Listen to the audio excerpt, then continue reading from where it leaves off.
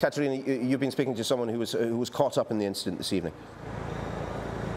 Yes, I am. I'm here with Simon Thompson, who was in London Bridge as the events were unfolding. Simon, can you just tell us where you were and what you saw?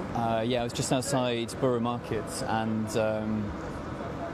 I just saw suddenly loads of people run away from the market, and there was people lying on the ground, and there was a taxi driver who had his sort of window down. He was really shouting at people to run. We ran for like 100 metres, and then sort of loads of police cars turned up, and there was kind of a period of quite intense gunfire. I hid in a restaurant basement for about an hour, and then we were down there for quite a while. The police told us to get out, and then there was more gunfire, I'd say, pretty much as soon as we left the building. So we've been down there for about another half an hour, and then they've just evacuated us now. So. And what were the police telling you about what was happening, what the events were? We didn't know. They didn't tell us anything. Well, they didn't. Well, they just said there'd been an incident. They didn't give us any details. But we could see on the CCTV there were people outside the restaurant on the ground. And these were people who had been injured? Yeah. The police just said there'd been casualties, so I don't know what extent of their injuries were. And how did you feel? You didn't know what was happening?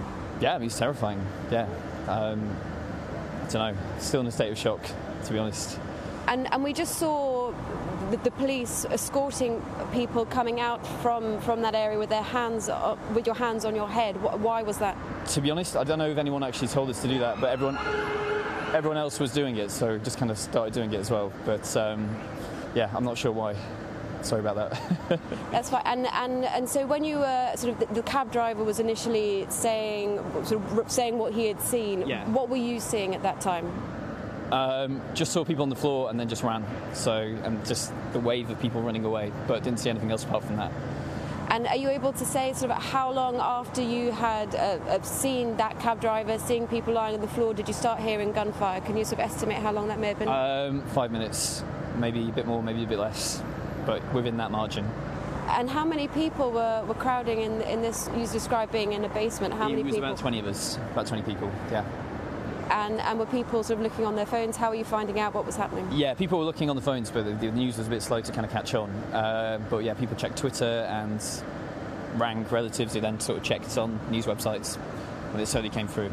And as you were coming out, what were you able to see? Because obviously now we're standing about 10-15 minutes walk from where you were now. What were you seeing as you were coming through to this point? Lots of kind of first aid kits and lots of medical kind of things. There were people on the ground previously, and apart from that, just lots of armed police and vans and that kind of thing.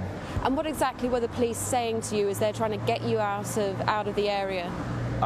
They said they're looking for suspects across London, and that we potentially weren't safe where we were, and that we should move basically towards this Waterloo, which was the safer area. And I imagine there were plenty of people around you, and yourself. You described yourself being in a state of shock now. Yeah, pretty much, definitely.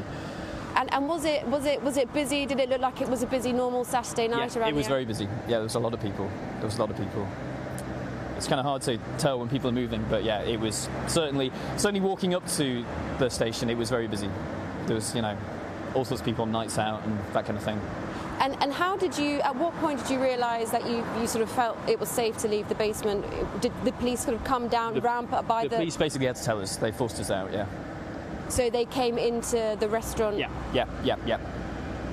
And they said it was not safe to be there anymore. Simon, thank you very much.